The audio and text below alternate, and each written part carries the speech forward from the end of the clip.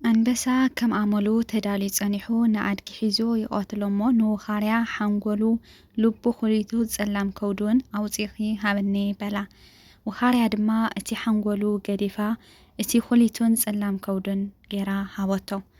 አንበሳ ኣበይ ኣሎ ደኣ እቲ ሓንጎል ብምባል ድማ ሓተታ።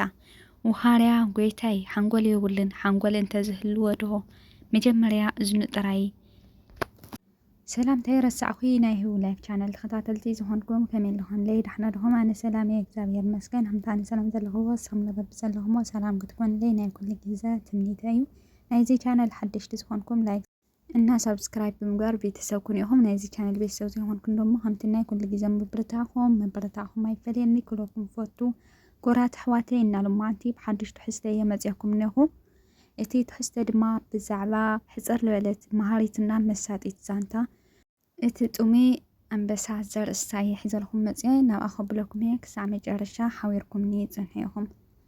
እቲ ጡሜ አንበሳ ዝጠመየ አንበሳ እዩ ንውኻርያ ምግቢ ከተምፅኣሉ ይእዝዛ ተዘይኮይኑ ድማ ንዓኣ ክበልዓ ምዃኑ የጠንቅቓ። ውኻርያ ነብሳ ንኸተድሕን ዝከኣላ ትፍትን ትጅምር ኣብ ከምዚ እንከላ ድማ ኣድጊ ትረክብ እሞ ውኻርያ አንበሳ ንጉስ ክገብረካ ይደልየካ ኣሎ ምሳይ ክትከይድ ኣለካ ንዓናይ ትብሎ። ኣድጊ ድማ ተመሪሑ ናብ አንበሳ ይኸይድ ጠሚዩ ዘሎ አንበሳ ንኣድጊ ምስ ረኣዮ ዘሊሉ ክሕዞ ይፍትን። ኣድጊ ዕድል ገይሩ የእዛኑ ተጨሪሙ ከሊእ ነብሱ ግን ብሰላም የመለጥ እሞ ምስ ውኻርያ ደጊሞም ይራኸቡ። ኣድጊ ንጉስ ክገብረካ ደልዩ ኢልኪ ወሲድክኒ ንሱ ግን ክበልዓኒ እዩ ሓሲቡ የእዛነይኮ ቆሪፅኒ ንምንታይ ከምኡ ጌርኺ ኢሉ ብሕርቃን ይዛረባ። ውኻርያ ተንኮለኛ እያ ክበልዐካ ኣይኮነን ሓሲቡ እቲ ኣኽሊል ናይ ንግስነት ኣብ ርእስኻ ጽቡቕ ገይሩ ምንታን ኮፍ ከብሎ እዩ የእዛንካ እዩ ቆሪፅልኻ ሕጂ ንዓናይ ምሳይ ኣጆኻ ኣይትፍራሕ ትብሎ እሞ ኣድጊ እንደገና ምስ ውኻርያ ናብ አንበሳ ይኸይድ። ሕጂ እውን ዘጠመየ አንበሳ ነጢሩ ብጭርኡ ሓዞ።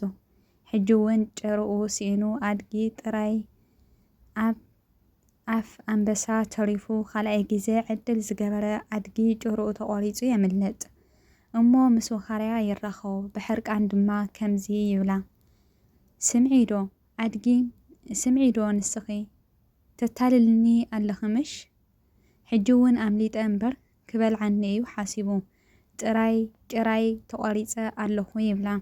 ውኻርያ ድጋሜ ከምዚ ትብሎ እመነኒ ክበልዓካ ኣይኮነን ሓሲቡ ሃዲምካ እምበር ስቕተት ትብል ምርአኻዮ ኣብቲ ወንበር ንግስነት ኮፍ ክትብል ንኸጥዕመካ እዩ ጭራኻ ቆሪፅልካ በጃኻ ንዓናይ ይጽበየካ እዩ ዘሎ ትብሎ። ሕጂ እውን ኣሚንዋ ናብ አንበሳ ምስኣ ኸደ። አንበሳ ከም ኣመሉ ተዳልዩ ጸኒሑ ንኣድጊ ሒዙ ይቐትሎ እሞ ንውኻርያ ሓንጎሉ ልቡ ኹሊቱ ጸሊም ከውዱን ኣውፂኣ ክትህቦ ይሕብራ።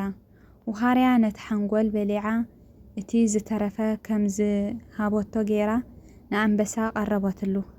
እንተኾነ ግን አንበሳ ካብቲ ዝኣዘዘ ሓንጎል ጎዲሉ ምስ ረኣየ ብሕርቃን አንበሳ ኣበይ ኣሎ እቲ ሓንጎልከ ክብል ሓተታ።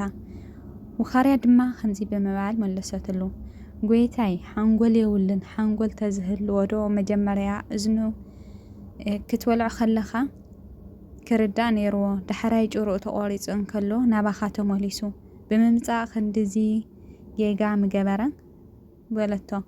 ከመይ ከሓንጎል ኣለዎ ኢልካ ተሓስብ ድማ በለቶ። አንበሳ ድማ ተገሪሙ ብምጥማት ሓቅኺ ብምባል መለሰላ ምክንያቱ እዚ ኣድጊ ርእሲ ተዝህልዎ ሓንጎል ተዝህልዎን ከስተውዕል ተዝኽእል ነይሩን መጀመርያ እዝኑ ክቆርፅ ከለኹ ካብኡ ክመሃር ነይርዎ ኣነ ንግስነት ክበሎ ይኾነስ ክበልዖ ከም ዝደለኹ ክርዳእ ነይርዎ ካብኡ ተዘይተረድአ እውን ኣብ ካልኣይ ክመሃር ነይርዎ እዚ ግን ክሳዕ ራብዓይ መጨረሻ ሂወቱ ዝስእን ክርዳእን ክመሃርን ኣይከኣለን ብምባል መለሰላ።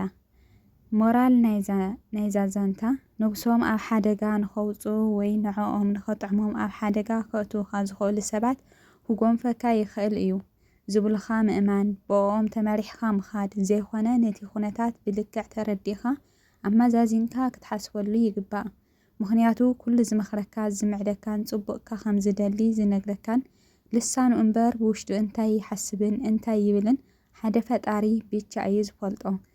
ስለዚ ንሰብ ክትርድኦ ዳኣ እምበር ክትሰምዖ ኣይብልካን። ካብኡ ብልበለፀ ደሞ ለኣእምሮኻን ልሕልናኻን ዳኣ እምበር ብናይ ሰባት ሓሳብን ብናይ ሰባት ርድኢትን ክትጓዓዝ ኣይብልካን እያ ትብል ማለት እዩ። ኩራት ተኸታተልቲ ሎማዓንቲ ሒዘልኩም ዝመጻኹ ሓጻር ዛንታ ኣንበሳን ወኻርያን ነዚኣ ትመስል ነይራ። ክሳብ መጨረሻ ሰሚዕኹማ ወይም ክሰምዕዋ ሰሚዕኹም ደሞ ክትፈትዋ ተስፋ ይገብር። እንተፋቲኹማ ከምቲ ናይ ኩሉ ግዜ ምብርታዕኹም ኣይፈልየኒ ላይክ ብምግባር ከምኡ ደሞ ናብ ትፈትዎ መሓዙትኩም ሸር ብምግባር ኣካፍልዋ ኢኹም ሃናፅ ርእይቶኹም ለ ኣይፈልየኒ። ክሳብ ሓድሽ ከሊእ ቪድዮ ንራኸብ። ሰናይ ግዜ ሰናይ ቅንያት ክኾነልኩም ሰናይ ትምኒተይ እዩ።